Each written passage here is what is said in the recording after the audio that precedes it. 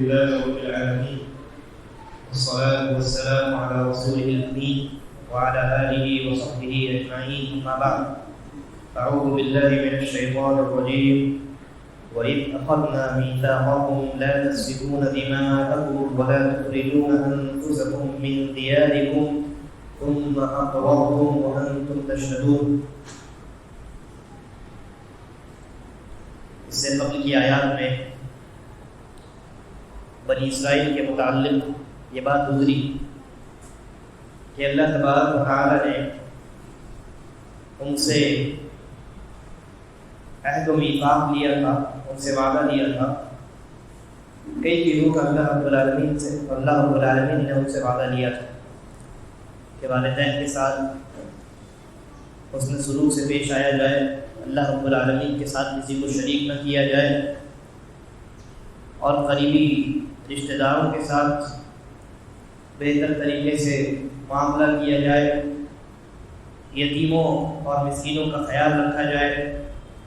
لیکن اس کے بعد بنی اسرائیل نے سرکشی کی، یہودیوں نے، حضرت موسیٰ علیہ السلام کی قوم نے اپنے اس عہد کو جو انہوں نے اللہ رب العالمین کے ساتھ کیا تھا، وعدہ جو کیا تھا، اس وعدے کو انہوں نے توڑ ڈالا. اس کے بعد کی آیت میں اللہ تبارک و تعالی نے ایک اور عہد اور ایک اور وعدے کا تذکرہ کیا. بنی اسرائیل سے اللہ تبارک و تعالی نے ایک اور وعدہ لیا.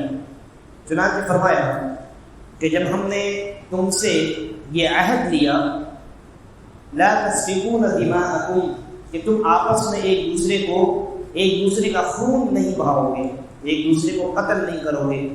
ولا تخرجون انفسکم من دیارکم، اور تم ایک دوسرے کو ان کے گھروں سے نہیں نکالو گے.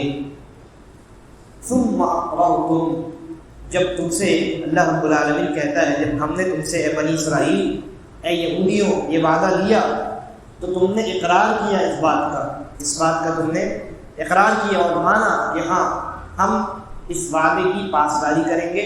وانتم تشہدون، اور تم اس وعدے پر گواہ ہو.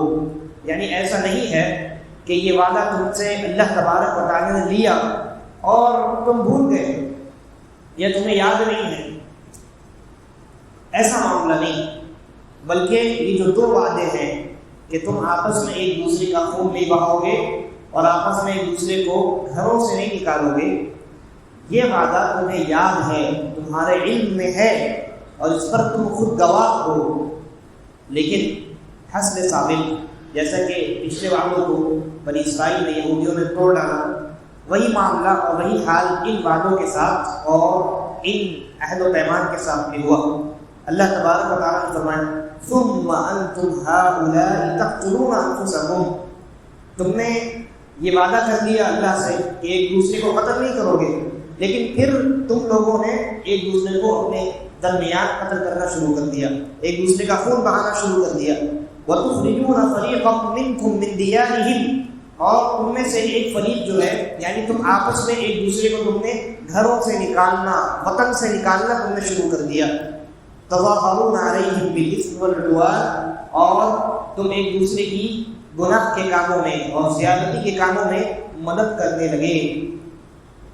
اس کے بعد اللہ تبارک و تعالیٰ نے فرمایا وَإِن يَأْتُوكُمْ أُسَارَىٰ، جب تم آپس میں قتل کرنے لگے، ایک دوسرے کو جنگ کرنے لگے اور ایک دوسرے کو گھروں سے نکالنے لگے، تو جنگ کے نتیجے میں جب تمہارے پاس، یعنی ایک یہودیوں کی ایک جماعت کے پاس یہودیوں کی دوسری جماعت کا کوئی آدمی قیدی بنا کر کے لایا جاتا تُفَادُوهُمْ، تو تم فدیہ دے کر کے ان کو چھوڑا لیتے.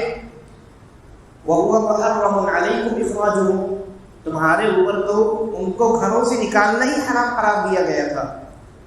پھر اس کا کیا معنی ہوا کہ تم نے پہلے گھر سے نکالا، پہلے قتل اور خون ریزی کا بازار گرم کیا، جنگ کی صورتحال تم نے پیدا کی، اور پھر جب وہی یہودی قید ہو کر کے تمہارے پاس آئے تو تم نے فدیہ دے کر کے ان کو چھوڑا دیا. یہ معاملہ دراصل یہ ہوا کہ نبی اکرم صلی اللہ علیہ وسلم کی بعثت سے پہلے، یعنی بالکل وہ جو زمانہ تھا جس زمانے میں اللہ کے نبی صلی اللہ علیہ وسلم نبی بنائے گئے، تو مدینے میں دو قسم کے لوگ تھے. ایک تو یہودی تھے اور ایک مشرکین تھے. تو یہودی جو تھے ان میں 3 قبیلے تھے، بنو نذیر، بنو قریظہ اور بنو قینقاع. یہ 3 قبیلے تھے یہودیوں کے. اور مشرکین کے 2 قبیلے تھے بہت معروف ہیں، اوس اور خزرج، ہے نا. مدینہ میں یہ 2 قبیلے تھے جو بعد میں دونوں مل کر کے انصار بن گئے، انصار کے نام سے جانے جانے لگے.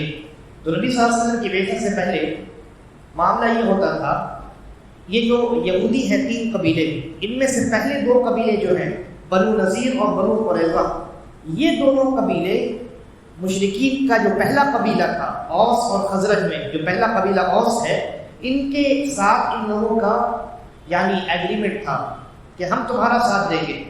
اگر یہودیوں کو کوئی نقصان پہنچائے گا تو یہ قبیلہ اوس یہودیوں کے ساتھ ہو کر کے ان کے خلاف لڑائی کریں گے، اور اگر قبیلہ اوس کو کوئی نقصان پہنچائے گا چاہے وہ کوئی بھی ہو، تو یہ جو 2 قبیلے ہیں جنہوں نے ان کے ساتھ ایگریمنٹ کیا ہے کہ ہم تمہارا ساتھ دیں گے، حلیف ہیں جو، تو وہ ان کا ساتھ دیں گے اور ان کے ساتھ مل کر کے جو ان کے دشمن ہیں ان کے خلاف جنگ کریں گے. اور جو ایک قبیلہ بچ گیا یہودیوں کا بنو قینقاع، یہ جو مشرکین کا دوسرا قبیلہ تھا خزرج، یہ بنو قینقاع جو ہے یہ خزرج کا حلیف تھا، یعنی ان کا ساتھی تھا. ان کے ساتھ ان لوگوں کا عہد و پیمان ہوا تھا، ایگریمنٹ ہوا تھا کہ ہم تمہارے ساتھ رہیں گے، تمہارے خلاف جو کوئی اٹھے گا ہم تمہارا ساتھ دیں گے، اس کو کچل لیں گے. تو اب دیکھیے قبیلہ 3 ہیں یہودیوں کے، اور تینوں تو یہودی ہیں نا، بنو قریظہ ہو یا بنو قینقاع ہو یا بنو نذیر ہو، سب کے سب یہودی ہیں. لیکن 2 قبیلے اوس کے ساتھ ہیں اور ایک قبیلہ جو ہے خزرج کے ساتھ ہے. اوس اور خزرج میں خوب لڑائی ہوتی. اوس اور خزرج میں جیسے مکہ میں مختلف قبیلے ہیں اور وہاں لڑائیوں کا بازار، جنگ کا بازار گرم رہتا تھا، نسل در نسل تک جو ہے وہ جنگیں چلا کرتی تھیں. تو وہی حال مدینے میں بھی تھا. اوس اور خزرج یہ جو 2 مشرکین کے قبیلے تھے، یہ دونوں قبیلے آپس میں خوب لڑائی کرتے تھے، خوب جنگ و جدال، قتال، ایک دوسرے کو قیدی بنانا اور جلا وطن کرنا، تکلیف دینا، یہ سب معاملہ ہوا کرتا تھا. تو جب اوس اور خزرج کی لڑائی ہوتی تو اوس کے ساتھ بنو نذیر اور بنو قریظہ یہ میدان میں آ جاتے ہیں، اور دوسری طرف خزرج ہے، قبیلہ خزرج، ان کے ساتھ بنو قینقاع جو یہودیوں کا قبیلہ ہے وہ میدان میں آ جاتا. تو معاملہ یہ ہوگا کہ دونوں طرف یہودی ہیں، دونوں طرف یہودی ہیں، ایک طرف یہودیوں کے 2 قبیلے ہیں اور ایک طرف یہودیوں کا ایک قبیلہ ہے.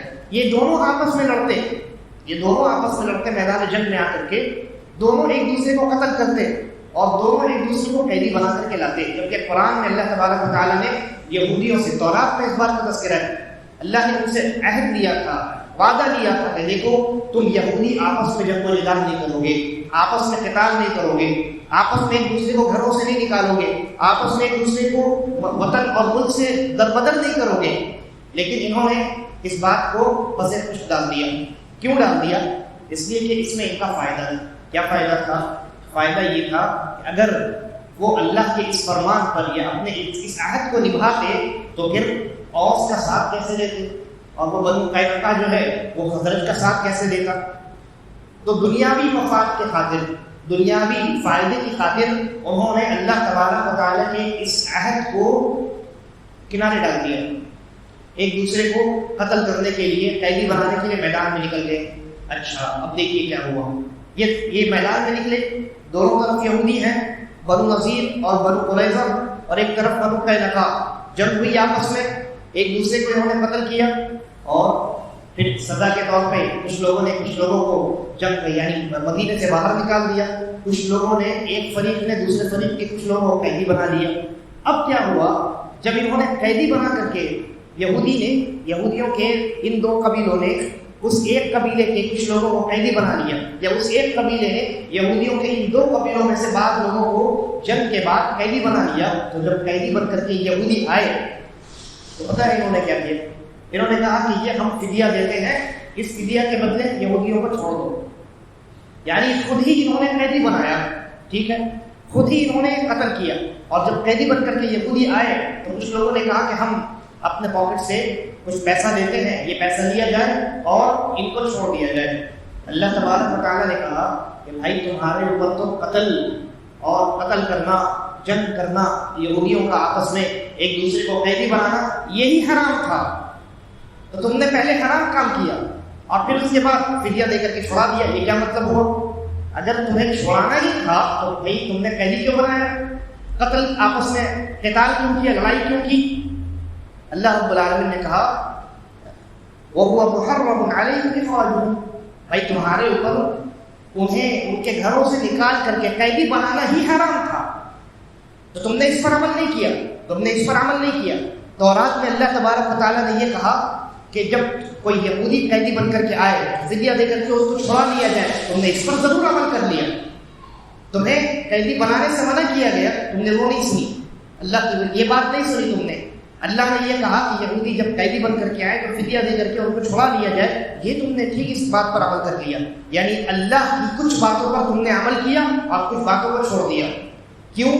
اس لیے کہ اس میں تمہارا دنیاوی فائدہ ہے، اس میں تمہارا دنیاوی فائدہ۔ اللہ تبارک و تعالیٰ نے اسی بات کو آگے بیان کیا، کہا افتؤمنون ببعض الکتاب وتکفرون ببعض، کیا تم اللہ کی کتاب، یہاں کتاب سے کیا مراد ہے؟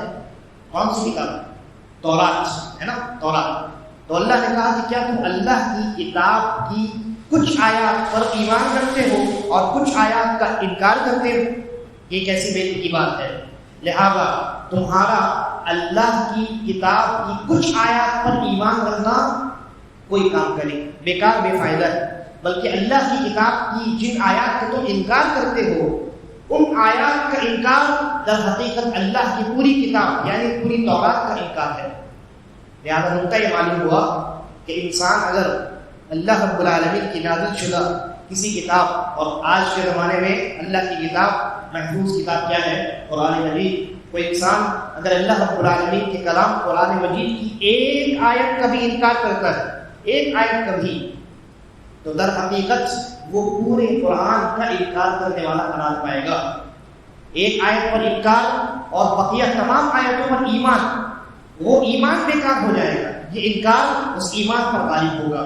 یہودیوں کا یہی معاملہ تھا نا، کچھ آیتوں کو انہوں نے مانا، اللہ نے کہا فدیہ دے کر کے چھڑا دو، تو اس پر انہوں نے عمل کیا، لیکن اللہ نے جو کہا کہ انہیں قیدی نہ بناؤ، ان کے خلاف جنگ نہ کرو آپس میں، ان یہودی، انہوں نے اس بات پر اللہ کی اس بات پر کان نہ دھرا۔ نتیجے کے طور پہ اللہ تبارک و تعالیٰ نے تمام کے ایمان کو باطل قرار دیا اور انہیں کافر قرار دیا۔ تو اللہ نے کہا فتؤمنون ببعض الکتاب وتکفرون ببعض فما جزاء من يفعل ذلك منكم الا خزي في الحیاة الدنیا۔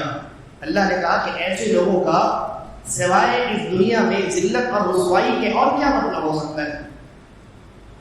اس لیے کہ دنیا میں انہوں نے اپنی خواہشات کی اتباع کی ہے، دنیاوی فائدے کو انہوں نے سامنے رکھا ہے، اللہ رب العالمین کے فرمان کے سامنے سر تسلیم خم نہیں کیا ہے، بلکہ انہوں نے اللہ کی جو بعض آیات پر ایمان لایا ہے دنیا کے نتیجے میں، دنیاوی فائدے کی بنیاد پر، اپنی شہوت کی بنیاد پر۔ تو اللہ نے کہا کہ ان لوگوں کا بدلہ دنیا میں سوائے ذلت کے اور کیا ہو سکتا ہے؟ اور اس کے بعد وَيَوْمَ الْقِيَامَةِ يُرَدُّونَ إِلَىٰ أَشَدِّ الْعَذَابِ، اور دنیا کی ذلت سے قیامت کے دن یہ بہت سخت ترین عذاب کی جانب لوٹائے جائیں گے، یعنی دنیا میں ذلت اور رسوائی اور آخرت میں ان کے لیے سخت ترین عذاب، بیچ میں کوئی گیپ بھی نہیں ہے۔ ایسا نہیں ہے کہ دنیا میں انہیں عذاب دیا، یعنی ذلت اور رسوائی ان کے مقدر میں لکھی گئی اور پھر اس کے بعد قیامت کے قائم ہونے سے پہلے وہ بڑی آرام کی زندگی گزاریں گے، ایسا نہیں۔ جو اللہ نے لفظ استعمال کیا یردون الی اشد العذاب، ڈائریکٹ ان کا ٹرانسفر ہوگا، یہ رد یا رد کا معنی ہوتا ہے ٹرانسفر ہونا۔ اللہ نے کہا کہ وہ دنیا کی ذلت اور رسوائی سے شدید عذاب کی جانب ٹرانسفر کر دیے جائیں گے، منتقل کر دیے جائیں گے۔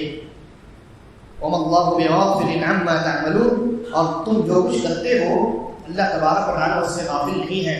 اللہ رب العالمین کو ہر ایک حرکت کا علم ہے، تمہاری ظاہری باتوں کا بھی علم ہے، تمہاری باطنی حرکتوں کا اور خیالات کا بھی اللہ تبارک و تعالیٰ کو علم ہے۔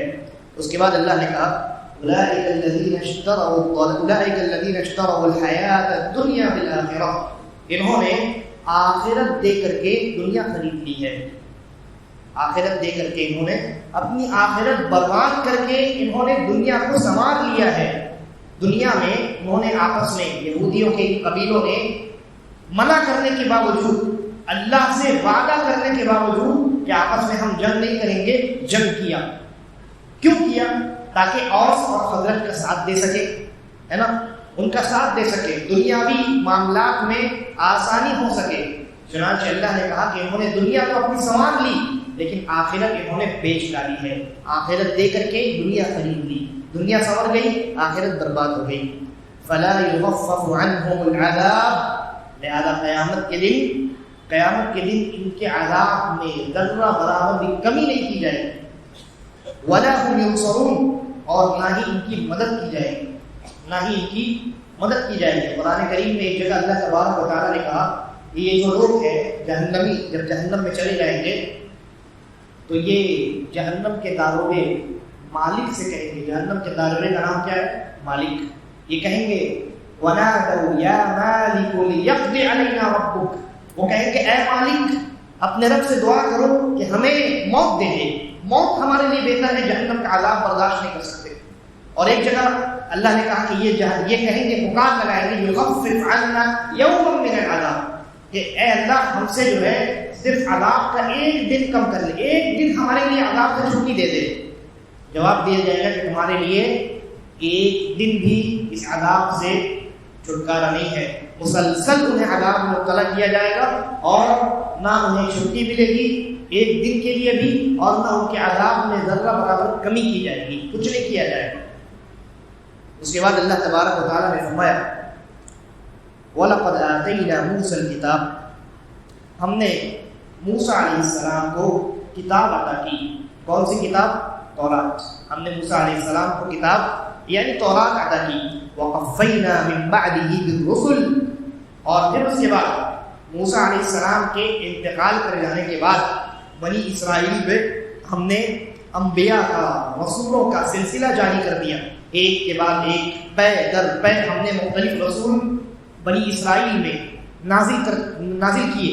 حضرت موسیٰ علیہ السلام کے جانے کے بعد ایسا نہیں ہوا کہ انبیاء کا سلسلہ رک گیا، بلکہ اللہ تبارک و تعالیٰ نے لائن سے انبیاء کا ایک لمبا سلسلہ جاری کیا، اور اس سلسلے کو اللہ نے ختم کہاں کیا؟ عیسیٰ علیہ السلام پر۔ بنی اسرائیل میں یہودیوں کی نسل میں جو انبیاء آئے ان کا سلسلہ ختم ہوا حضرت عیسیٰ علیہ السلام پر۔ تو اللہ نے کہا وَآتَيْنَا عِيسَى ابْنَ مَرْيَمَ الْبَيِّنَاتِ، اس کے بعد ہم نے اخیر میں عیسیٰ ابن مریم علیہ السلام کو دلیلیں عطا کی، معجزات ہم نے عطا کیے، واضح اور کھلی نشانیاں ہم نے عطا کی۔ اور آپ کو معلوم ہے حضرت عیسیٰ علیہ السلام کو اللہ تبارک و تعالیٰ نے بڑی عظیم نشانیاں عطا کی تھی۔ ایک تو یہ ہے جو بہت مشہور ہے کہ وہ مردے کو اللہ کے حکم سے زندہ کر دیا کرتے تھے۔ اس کے علاوہ برس کی اور کوڑ کی بیماری والے جو لوگ ہوتے، یعنی پیدائشی کوڑ کا مریض اور پیدائشی برس کا مریض، ان لوگوں پر حضرت عیسیٰ علیہ السلام ہاتھ پھیرتے تو یہ شفایاب ہو جاتے، تندرست ہو جاتے۔ حضرت عیسیٰ علیہ السلام مٹی سے ایک پرندہ بناتے اور اس میں اللہ کے حکم سے پھونک مارتے تو وہ پرندہ زندہ ہو کر کے اڑنے لگ جاتا۔ اور پھر اسی طریقے پر حضرت عیسیٰ علیہ السلام کے پاس اگر کچھ لوگ آتے تو حضرت عیسیٰ علیہ السلام انہیں یہ خبر دے دیا کرتے تھے کہ تم نے ابھی گھر پہ کیا کھایا ہے اور تمہارے گھر میں کیا چیزیں کھانے پینے کی جمع رکھی۔ مختلف نشانیاں اللہ تبارک و تعالیٰ نے عیسیٰ علیہ السلام کو عطا کی تھی۔ تو اللہ نے کہا ہم نے عیسیٰ کو بہت واضح نشانیاں، معجزات، علامات ہم نے عطا کی۔ وَأَيَّدْنَاهُ بِرُوحِ الْقُدُسِ، اور حضرت جبرائیل علیہ السلام کے ذریعے سے ہم نے عیسیٰ علیہ السلام کی تائید فرمائی، ان کی مدد بھی فرمائی۔ اس کے بعد اللہ نے کہا بنی اسرائیل کی حرکتوں کا تذکرہ کرتے ہوئے کہا أَفَكُلَّمَا جَاءَكُمْ رَسُولٌ بِمَا لَا تَهْوَىٰ أَنفُسُكُمْ اسْتَكْبَرْتُمْ، کہ جب یہ جو انبیاء کا اتنا لمبا سلسلہ ہم نے جاری کیا موسیٰ علیہ السلام سے لے کر کے عیسیٰ علیہ السلام تک، اس درمیان میں جب تمہارے پاس رسول آئے اور انہوں نے تمہارے سامنے کوئی ایسی بات رکھی کہ جس پر عمل کرنے کا تمہارا دل نہیں چاہا، استکبرتم، تم نے تکبر سے کام لیا، اعراض کیا، ہم آپ کی بات نہیں مانیں گے، آپ کو جو کرنا ہے کر لیجیے، بلکہ اس سے بھی وہ آگے بڑھے۔ کہا فریقا کذبتم وفریقا تقتلون، کچھ انبیاء کا تم نے انکار کیا، ان کو جھٹلا دیا سیدھا سیدھی، اتنی نشانیاں دیکھنے کے باوجود کہا کہ نہیں ہم نہیں مانتے، ہم کو آپ کی بات پر ایمان نہیں، یہ تمام معجزات جھوٹے۔ واضح نشانیاں دیکھنے کے بعد تم نے کچھ انبیاء کو جھٹلا دیا، اور فریقا تقتلون، اور تم نے کچھ انبیاء کو قتل کر ڈالا، سیدھا سیدھی قتل ہی کر ڈالا ان کو، جیسے حضرت یحییٰ علیہ السلام اور حضرت زکریا علیہ السلام۔ مفسرین نے ذکر کیا ہے کہ ان دونوں انبیاء کو بنی اسرائیل نے قتل کر ڈالا، بلکہ نبی مکرم جناب محمد رسول اللہ صلی اللہ علیہ وسلم کو بھی یہودیوں نے قتل کرنے کی بڑی کوششیں کی، لیکن اللہ تبارک و تعالیٰ نے ہر بار آپ کی حفاظت فرمائی۔ وہ مشہور واقعہ تو آپ نے سنا ہی ہے، یہودی عورت نے زہر ملا کر کے گوشت میں نبی صلی اللہ علیہ وسلم کو کھلایا تھا، اور کچھ صحابی نے بھی، آپ کے ساتھ کچھ صحابہ نے بھی وہ گوشت کھایا تھا، تو کچھ صحابہ جنہوں نے گوشت کھایا تھا ان کی تو موقع پر ہی وفات ہو گئی، لیکن رسول اللہ صلی اللہ علیہ وسلم بچ گئے۔ مرض الموت میں، یعنی جس بیماری میں رسول اللہ صلی اللہ علیہ وسلم نے اس دنیا کو خیر بات کہا، جس بیماری میں آپ کی وفات ہوئی، اس بیماری میں آپ کہا کرتے تھے کہ وہ جو گوشت مجھے اس یہودیہ عورت نے کھلایا تھا اس کی تکلیف میں آج بھی محسوس کرتا ہوں۔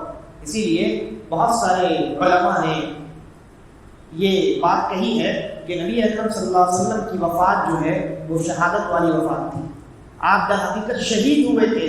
کیوں؟ اس لیے کہ وہ جو یہودیہ عورت تھی، اس نے جو گوشت کھلایا تھا اس کا اثر موت تک آپ کے جسم پر ظاہر رہا، آپ کو تکلیف ہوتی رہی، اور پھر آپ اسی مرض میں، اسی بیماری میں اپنے خالق حقیقی سے جا ملے۔ بہرحال تو یہ یہودیوں کا شیوا تھا، انبیاء کو جھٹلا دینا اور موقع ملتے ہی انبیاء کا قتل کر ڈالنا، یہ ان کا شیوا تھا۔ اور جب انہیں انبیاء کہا کرتے تھے کہ دیکھو یہ اللہ کی واضح نشانیاں ہیں، یہ اللہ کی جانب سے مجھے ملی ہوئی واضح معجزات ہیں، اور یہ اللہ کے پیغامات ہیں، یہ اللہ کی کتاب ہے، یہ اللہ کے ارشادات ہیں، اللہ کی تعلیمات ہیں، تو وہ کیا کہا کرتے تھے؟ وہ کہا کرتے تھے، اللہ نے کہا وَقَالُوا قُلُوبُنَا غُلْفٌ، وہ کہا کرتے تھے بھائی ہمارے دلوں پر آپ کی ان باتوں کے لیے پردہ ہے، یعنی آپ کی باتیں ہمارے دلوں پر نہیں پہنچ سکتی، ہمارے دلوں پر آپ سمجھ لیجئے کہ ایک طریقے کا پردہ ہے۔ آپ چاہے جتنی واضح نشانیاں، جتنے عظیم معجزات ہمارے سامنے لے کر کے آ جائیے، ہم آپ پر ایمان لانے والے نہیں ہیں، ہم آپ پر ایمان لانے والے نہیں ہیں۔ اللہ رب العالمین نے جواب دیا، کہا بل لعنہ اللہ بکفرہم فقلیلا ما یؤمنون، ان کے دلوں پر کوئی پردہ وردہ نہیں ہے، یہ ان کی منہ کی باتیں ہیں۔ حقیقت یہ ہے کہ ان کے کفر کے نتیجے میں اللہ تبارک و تعالی نے ان کے اوپر لعنت فرمائی، ان کو اپنی رحمت سے دور کر دیا ہے۔ یہی وجہ ہے کہ ہدایت کی باتیں، واضح نشانیاں، عظیم معجزات ان کے دلوں پر اثر نہیں ڈالتی، کیونکہ اللہ رب العالمین نے ان کی سرکشی اور ان کے کفر و عناد کی وجہ سے ان کے اوپر لعنت بھیجی ہے، انہیں اپنی رحمت سے محروم کر دیا ہے۔ اور سب سے بڑی رحمت کیا ہے؟ سب سے بڑی رحمت ہے اللہ پر ایمان، سب سے بڑی رحمت ہے توحید۔ اللہ رب العالمین نے انہیں توحید سے، ایمان سے محروم کر دیا ہے، دور کر دیا ہے۔ فقلیلا ما یؤمنون، یہی وجہ ہے کہ بہت کم یہودیوں نے ایمان قبول کیا، بہت کم لوگ ایمان لانے والے، اکثر و بیشتر ان میں کفر اور عناد پر چلنے والے ہیں۔ یہی وجہ ہے کہ اکثر لوگ ان میں کافر ہیں، نبی صلی اللہ علیہ وسلم پر ایمان لانے والے نہیں۔ اچھا، اس کے بعد اللہ رب العالمین نے کہا وَلَمَّا جَاءَهُمْ كِتَابٌ مِّنْ عِندِ اللَّهِ، اور جب اللہ کی جانب سے ان کے پاس کتاب پہنچ گئی۔ یہاں کتاب سے کیا مراد ہے؟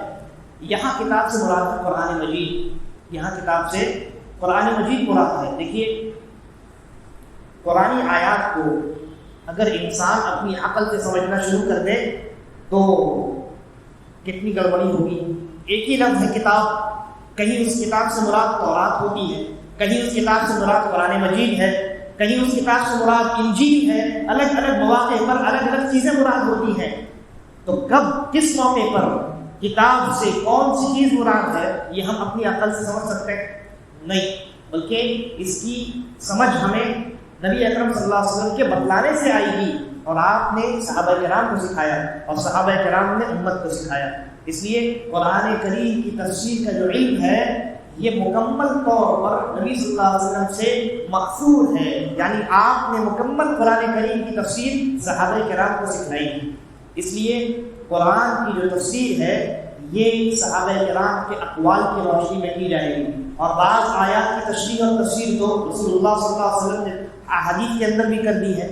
لہذا قرآن مجید کی تفسیر نبی اکرم صلی اللہ علیہ وسلم کی احادیث، صحابہ کرام کی تفسیریں اور تابعین اور تبع تابعین کے فہم کی روشنی میں کی جائے گی. اپنی عقل اور اپنی رائے کی بنیاد پر قرآن مجید کی تفسیر نہیں کی جا سکتی. اس بنیاد کو، اس اصول کو بعض لوگ کنارے لگا دیتے ہیں. وہ کہتے ہیں ارے قرآن مجید کی ہم وہ تفسیر کیوں لیں جو صحابہ نے لی ہے یا صحابہ نے سمجھی ہے یا تابعین نے آیات کی جو تفسیریں ہمارے سامنے بیان کی ہے، ہم اپنی عقل سے کیا ہم اس قابل نہیں ہیں کہ ہم قرآن کی آیت سمجھ سکیں؟ ہم کہتے ہیں آپ اس قابل نہیں ہیں. اسی لیے تو اللہ تبارک و تعالیٰ نے آپ کو منتخب نہیں کیا نبی صلی اللہ علیہ وسلم کی وزارت کے لیے، آپ کی صحبت کے لیے. جن لوگوں کو منتخب کیا گیا ہے وہی لوگ در حقیقت قرآن مجید کو سمجھ سکتے تھے، اور اسی لیے انہی کی سمجھ اور انہی کا فہم ہمارے لیے معتبر ہے، کسی اور کی سمجھ اور کسی اور کا فہم نہیں.